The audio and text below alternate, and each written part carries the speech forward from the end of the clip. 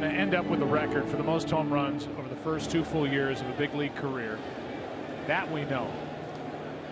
But another thing we know that might be as important is he rips one into left. Back at the wall, Aaron Judge. Home run.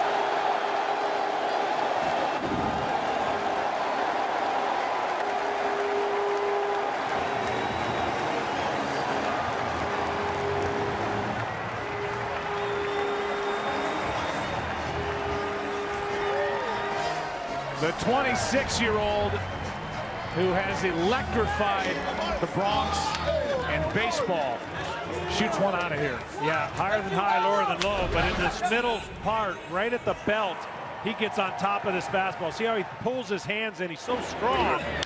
And he's got 5 of the hardest hit balls in baseball. It just so happens his teammate Stanton has the other 5 and an early lead for the American League.